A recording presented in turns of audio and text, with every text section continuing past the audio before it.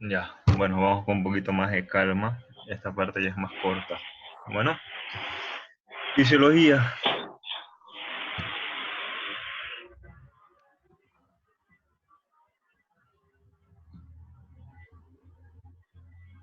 Sí, sí, en la entresía. Ya, ¿cuál es la función que tiene la faringe que a nosotros nos interesa? Bueno, tiene una función de modulación de la voz, ¿ya? Nos puede dar tanto el timbre como el tono, ¿está bien? Eso tiene que ver con la forma, es como una caja resonadora. Sale el aire y la modula y le da el timbre característico de cada persona, ¿está bien? Después tiene una función inmunitaria, eso es importante, ¿ya? Es el famoso anillo de Waldeyer. Le estaba explicando hace un momento que tenemos las amígdalas palatinas, ¿no? Que son estas que se encuentran dentro de la cavidad bucal y que las vemos a ambos lados, ¿no ves? Dentro de los pilares. Entonces, después tenemos las faringeas, que se encuentran más hacia arriba, y tenemos por último las amígdalas linguales, ¿está bien? Entonces todas estas estructuras forman lo que son los anillos o el anillo de Waldeyer, que son estructuras linfoides de defensa, ya sea para el momento de la respiración o para la deglución, ¿está bien? Ya sabemos que el proceso de olfacción, de respiración, por ejemplo, hay una forma de depuración que empieza con los vellos nasales, la mucosa nasal, y la humidificación también continúa durante el paso del aire a través de la faringe. ¿Está bien? Entonces, en sí serían estas las funciones que a nosotros nos interesan. Después tenemos las que son las gustativas y sensitivas, ¿ya? Sabemos que la lengua tiene la sensibilidad, ¿no? Para distinguir los distintos sabores, pero también el paladar y parte de la orofaringe, ¿ya? Eh, Funcionan en coordinación también con el olfato, ¿ya? Entonces, es por un mecanismo reflejo también, ¿no? Hay 4 sabores fundamentales que ustedes lo van a usar al momento de hacer un análisis clínico en su paciente. Tenemos el dulce, tenemos el salado, tenemos el amargo y tenemos el ácido, ¿ya? Entonces, el instante que nosotros queremos hacer una revisión de estas estructuras de nuestros pacientes, vamos a hacer con estos 4. Más que interesarnos la sustancia que estamos usando, queremos saber que distinga el sabor, ¿ya? Después tenemos función auditiva, en lo que le decía, a través de la trompa de Eustaquio en comunicación con el oído medio, ¿ya? Si hay una obstrucción por un proceso inflamatorio, también va a alterar lo que es la faringe, puede haber faringitis que causan otitis, etc. ¿Está bien? La función deglutoria sería la más importante de lo que es la faringe, ¿ya? Entonces es una actividad neuromuscular dinámica y compleja, ¿ya? Es compleja porque están varios nervios, muchos músculos que necesitan una coordinación en el momento de lo que es comer, ¿ya? Metemos el alimento, lo leemos primero, ¿no? Y ya sabemos si es una comida que nos gusta, entonces ya hablamos anteriormente de esos reflejos que empezamos a salivar más, empezamos a ponernos más ansiosos, etcétera. Entonces, llega a la boca, se empieza la masticación, se forma el bolo alimenticio. La saliva también tiene una forma de digestión, una forma de digerir. Por ejemplo, tenemos amilasa, ¿no ves? Los aminoácidos se van destruyendo o se van captando al momento de la alimentación. Pasan por la lengua los empuja, por así decirlo, hacia atrás, y entonces existe una elevación del velo del paladar, ¿ya? Estamos hablando del periastalfilino, ese músculo, perdón, ese nervio que nos ayuda a que se cierre lo que es la glotis sobre el epiglotis, se cierre la vía respiratoria y vaya hacia la vía digestiva, ¿ya? Y ya una vez que está llegando a la vía digestiva, ya necesitamos que el esófago se relaje, pues, ¿no? Entonces, deje pasar la comida, porque si no se relaja, no va a pasar y va a quedarse ahí, o va a volver hacia la boca, va a volver hacia la nariz, o va a pasar a las vías respiratorias, que sería lo más peligroso, ¿no? Es lo que ya nosotros llamamos, pueden causar una neumonitis química o el síndrome de Nelson, que es la broncoaspiración, muy común en personas que están inconscientes, personas con alteración del estado de la conciencia, personas con ACV, personas con un TEC grave. Entonces, aquí ya nosotros necesitamos proteger la vía aérea, ¿no? Por ejemplo, cuando van a hacer la anestesia general a un paciente, se bloquean todas estas respuestas reflejas.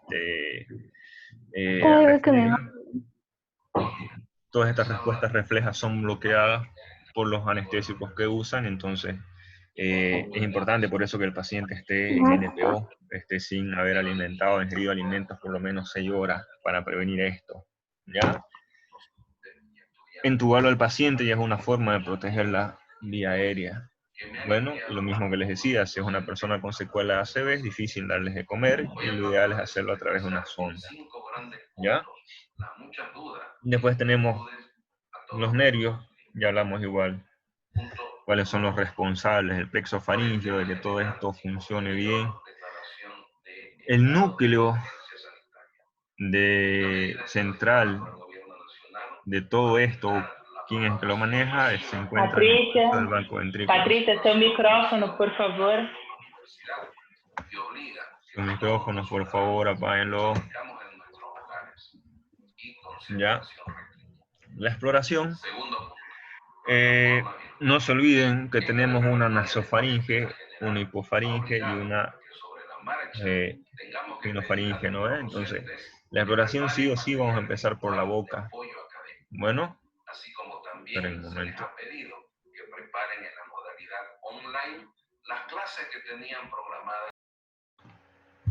Ya, entonces, estamos hablando de la exploración. No siempre tenemos que empezar de afuera hacia adentro.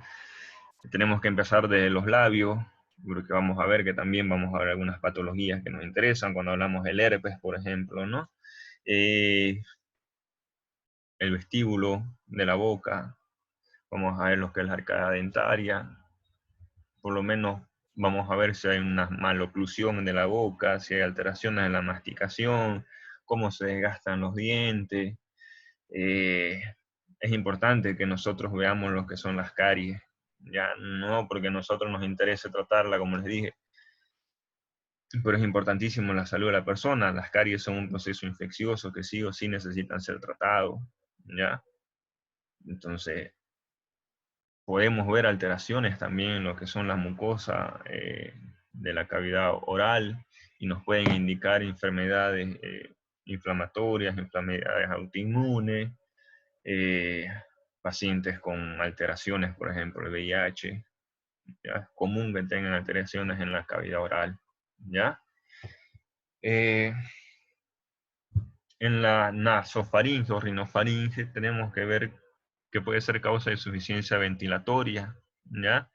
En lo que estábamos hablando, las hipertrofias adenoides que se encuentran en la rinofaringe, ¿no? Cuando hay una hipertrofia de los adenoides, como le decimos comúnmente, causan una respiración ruidosa en los niños, duermen con la boca abierta.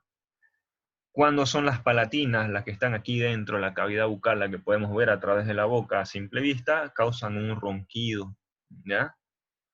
Ideal sería que nosotros podamos distinguir entre una respiración ruidosa y entre un ronquido, ¿ya? Para que podamos hablar de una hipertrofia. Muchas veces están juntas estas, ¿ya? Tenemos que ver si hay una rinorrea posterior, una epistaxis posterior. Si es anterior la rinorrea o la epistaxis, es más seguro que sea un proceso dentro de la cavidad nasal. Pero si es posterior, nosotros estamos obligados a investigar un poquito más, y aquí un poquito la inspección se hace más difícil, ¿ya? Existen materiales para hacer la observación en estos lugares que son espejos, ¿ya? Lo más simple que podemos usar son espejos, como que utilizan los odontólogos, ¿no? Para revisar los dientes, lo mismo. Si vamos a ver hacia abajo, si vamos a ver hacia arriba. tenemos que tener en cuenta que es complicado, un poquito difícil, ¿no? Porque las personas muchas veces tienen el reflejo nauseoso, mucho más si han comido recién, y en esos casos vamos a necesitar aplicar un poco de lidocaína en spray hacia la cavidad bucal y hacia la región faríngea, donde existe mayor reflejo del vómito, ¿ya? Y ahí recién vamos a poder revisar con mucha más calma. Bueno, es importante cuando ustedes hagan una revisión y apliquen anestesia local, le digan al paciente que no coma por lo menos 2 horas hasta que pase el efecto del anestésico, no vaya a ser que se atragante o no pueda deglutir. ¿Está bien? Hay que tomar en cuenta también esto un poquito más en pacientes que tienen un trauma o sospechan una tumoración, ¿ya? Es la presencia de un líquido claro, cristalino, una rinorrea clara, ya que puede ser indicativo de una lesión de la base del cráneo y sea líquido cefalorraquídeo. En todo caso, siempre es bueno tomar un cultivo. Si hubiera líquido purulento, por ejemplo, también hay que hacerlo cultivar, ¿está bien? Para ver cuáles son los gérmenes. Es un poquito más raro que sea a causa de la rinofaringe, las infecciones purulentas, ¿ya? Entonces, pero de todas maneras, alguna vez nos vamos a topar con alguna cosa esa. Es importante ver síntomas y signos, ¿no? Los síntomas más comunes son la disfagia y la odinofagia, ¿ya? Odinofagia ya es el dolor, la disfagia es la dificultad para la deglución, ¿no? Puede ser por un cuerpo extraño, por aumento de volumen de las amígdalas, etc., ¿ya? Y la odinofagia tenemos que tener en cuenta si es faringio más hacia la región posterior, puede ser por un cuerpo extraño, común en niños la ingestión de algún juguete, me ha tocado, por ejemplo, extraer lo que son espinas de pescado, o estaban jugando con un lápiz y se metieron el lápiz en la boca y se quedó la punta del lápiz, etc. ¿Ya? Tenemos que ver si hay presencia de otalgia, si hay trismo, ¿ya? Entonces, hay que tener mucha sospecha siempre que van a revisar a un paciente. Bueno, tiene que ser detallado su examen físico. Bueno, las causas faringias son esas. Pueden haber también otras patologías que están fuera de la faringe y nos pueden dar un dolor referido, por ejemplo, alteraciones en la articulación temporomaxilar, alteraciones en las arterias carótidas, neuralgias del trigémino, el glosofaringio, que pueden causar un dolor referido también, ¿ya? Problemas a la deglución, en lo que le estaba diciendo, no puede ser orgánico, por ejemplo, o neurológico. Puede ser secuela de una cirugía, puede ser una tumoración, etc. Sangrado, disnea, lo que estábamos hablando, ronquido, falsa ruta digestiva, lo que le estaba diciendo, ¿no? Que el alimento vuelva a través de la vía oral, llegue a la región nasal o llegue a las vías respiratorias. Esas son las falsas vías. Parestesia faríngea, etc. Son un poquito difícil de diagnosticar, de precisar, pero siempre es importante tener en cuenta que pueden existir y se deben buscar, ¿ya? Del gusto, si ustedes van a hacer valoración, vamos a ver que existe, por ejemplo, lo que es la ageusia, que es la ausencia, la hipogeusia, que es disminución de la sensación gustativa, ¿ya?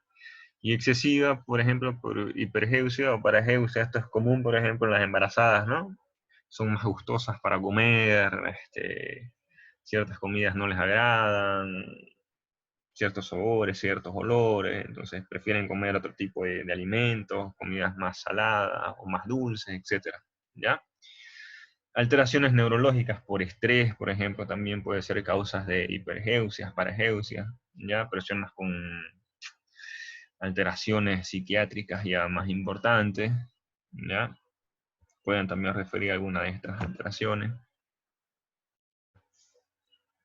Es lo que le estaba diciendo, la revisión, la inspección, palpación también es importante hacerla, ¿ya? En la lengua, en la base de la lengua,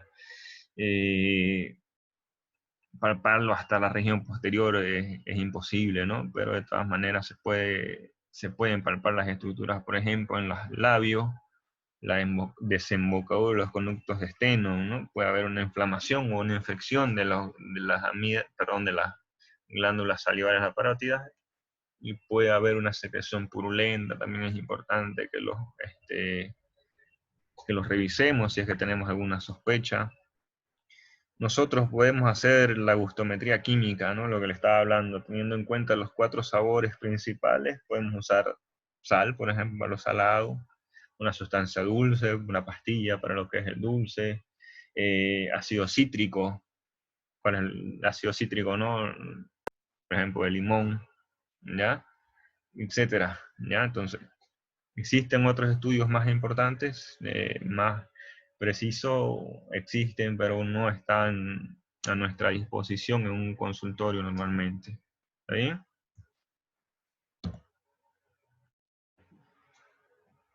Importante que nos revisemos la lengua, ¿ya? Por ejemplo, revisando la lengua podemos ver si es una persona que tiene, por ejemplo, que ha sufrido un ACV, ¿no? Vamos a ver no solamente la lengua que se desvía hacia un lado, también vamos a ver comisura labial, vamos a ver alteración en el velo del paladar, de la deglución. Entonces no es solamente decir que está la lengua y vamos a ver el sabor. Entonces, todo tiene una relación. Bueno, vamos a ver un poquito más adelante las patologías de la lengua. ¿Cómo debemos revisar la cavidad bucal? Siempre el paciente debe estar sentado, bien recostado sobre el asiento y con la cabeza en la cabecera, en el respaldar, ¿ya? Nosotros debemos estar de frente, el paciente con las piernas cerradas, nosotros frente a él. Debemos de tener nuestro depresor lingual, que puede ser de madera o puede ser metálico tibio, no frío. Una fuente de luz, muchas veces van a ver lo que son las frontoluz, que le decimos nosotros, que son esas lámparas que se colocan a la frente, que nos ayudan a revisar, ¿ya? En algunos casos es importante un retractor labial, en algunos casos un abrebocas, etcétera, ¿ya? Entonces, como les decía, si es necesario, podemos usar lidocaína para prevenir lo que es el reflejo nauseoso, ¿ya? Fíjense, estos son los espejos, estos son expresores linguales, este es el lente. Antiguamente se usaba un espejo que reflejaba la luz para mirar, ¿no? Actualmente tenemos equipos que alumbran, tienen luz propia, ¿ya? El mechero para calentar, y esta es la forma que ustedes van a revisar, por ejemplo, siempre por abajo el anillo lingual, del labio inferior, perdón. Tenemos el anillo lingual, vamos a ver el surco, siempre vemos que la lengua sea simétrica, ¿ya? Lo mismo, el velo del paladar tiene que estar simétrico. Esta es la famosa úvula. Aquí vemos el pilar anterior, el pilar posterior, y entre ellos tenemos la amígdala palatina. En algunos lugares la van a leer como tónsila, ¿ya? Revisar el labio superior, ¿está bien? Etcétera. Esta es una visión general de ustedes cómo lo van a ver al paciente. Ya no es necesario que saque la lengua. Nosotros le vamos a decir al paciente que abra la boca y diga A. Solo diciendo esa palabra, manteniéndola la letra A, vamos a ver que se eleva el paladar y se deprime la lengua. ¿Está bien? No hay que llevar mucho hacia atrás lo que es el depresor de lengua o el baja lengua, como le decimos, para no causarle náuseas, ¿ya? En algunos casos va a ser necesario palpar al paciente. No se olviden de la protección personal, ahorita mucho más que estamos en esto de pacientes con coronavirus, ¿no? Usar sus guantes, usar barbijo, usar lentes, ¿ya? No podemos dejar de lado lo que es la bioseguridad. Ustedes se enferman y quién va a ver a sus pacientes, ¿no? Tienen que tomar en cuenta que siempre primero ustedes, ¿ya? Fíjense, siempre usando guantes, palpando. Una palpación bimanual que se puede hacer, es un poquito incómoda, pero se puede hacer, ¿ya? Si queremos ver la faringe, por ejemplo, hay estudios radiológicos, como tenemos la radiografía simple, senos paranasales, la proyección de Hills, una radiografía lateral para ver cómo está eh, la rinofaringe, ¿no? Muchas veces, lo que les decía, ¿no? Con Las amígdalas o los adenoides que le conocemos nosotros obstruyen la vía respiratoria y causan la respiración ruidosa en los niños, ¿ya? Y muchas veces cuando están muy grandes o está muy obstruida la vía, entonces la rinofaringe es necesario un procedimiento quirúrgico, ¿ya? Se puede hacer tomografía, tránsito faringoesofágico con contraste, ¿ya? La fluoroscopía, como se lo conocía antes, ¿no? Se le da un bolo, alimento y un contraste y vemos si hay una adecuada deglución, resonancia magnética, es un estudio mejor para ver las estructuras blandas, ¿no? Lo que vemos la faringe, como estaba diciéndolo, es músculo membranosa, ¿no? O músculo tendinosa, no es ósea, entonces una estructura ósea se puede ver en rayos X, pero no las partes blandas, no los músculos, no los tendones, eso es mucho mejor en resonancia y mucho más si sospechamos un tumor. La TAC-PET o PET scan es un estudio mucho más importante cuando estamos buscando una patología oncológica, ¿ya? Busca una forma de alteración metabólica, por ejemplo, de la glucosa, eso lo van a ver más en adelante cuando lleguen a oncología. Aquí en Bolivia no se hace, se hace en Brasil, se hace en Argentina, cuando ustedes les dé la gana de buscar este TAC-PET o PET scan, ¿ya? Pero para que ustedes sepan que se usa bastante en pacientes oncológicos de todo tipo, ¿ya? No se olviden el hisopado, por ejemplo, de pacientes con faringitis a repetición, pacientes con, vamos a ver, glositis más adelante. Ya en algunos casos podemos pedir una manometría también para ver cómo está la función motora de la faringe, si hay una buena contracción y relajación de la misma para la deglución, principalmente, como les dije, en personas que tienen alteraciones neurológicas, secuelas de ACV, accidentes, traumas craneoencefálicos, etc. La chimetría. Vamos a ver cuál es el pH, cuál es la acidez o la alcalosis que se encuentra dentro del esófago, ¿no? Muchas veces por reflujo puede llegar a cavidad oral o la hipofaringe, entonces es un diagnóstico también, ¿ya? Muchas veces han visto, ¿no? Pasa ese reflujo ácido hacia los pulmones y muchas veces un diagnóstico de los pacientes que tienen reflujo son las neumonías a repetición, ¿ya? Entonces por eso es que se pide la pechimetría, ¿ya? Cuando hay una insuficiente relajación del esfínter esofágico inferior en este caso. La endoscopía se puede hacer con instrumentos rígidos y con instrumentos flexibles, ya hablamos de eso, no vamos a tener más detalle. Se puede hacer a través de la región rino, faringe, a través de la nariz, podemos hacerlo a través de la boca. Bueno, esta es una imagen de resonancia magnética de un paciente. Fíjense cómo se ven muy bien lo que son las estructuras blandas. Fíjense cómo se nota la lengua, cómo se nota la epiglotis. Este es el hueso hyoides, donde muchos músculos de la lengua, por no decir casi todos, se insertan, ¿ya? Fíjense cómo podemos ver aquí en este espacio prevertebral y retrofaringio, es donde se pueden presentar las mediastinitis descendentes, ¿no? Por procesos infecciosos, ya sea alveolares de los dientes o infecciones aquí de glándulas salivales inferiores, etcétera, van a discurrir y van a llegar hasta aquí, hasta el mediastino. Llega el mediastino y el paciente tiene una mortalidad mayor al 50-70%, ¿ya? Entonces no se olviden, esófago por detrás, tráquea por delante, ¿ya? La faringe se continúa con el esófago y lo que es la laringe con la tráquea, ¿ya?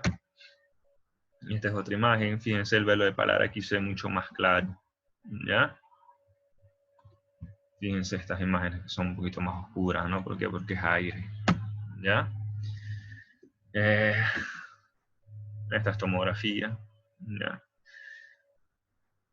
Se pueden ver de cierta manera, pero no es tan limitado, no es tan importante, ¿ya? ¿Alguna duda de esta parte?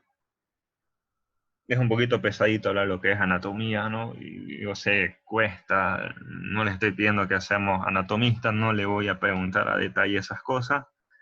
Si es que le pregunto algo va a ser a muy grandes rasgos, ¿ya? Lo que me interesa es que vean un poquito más las patologías, cómo diagnosticarlas. le voy a pasar la diapositiva.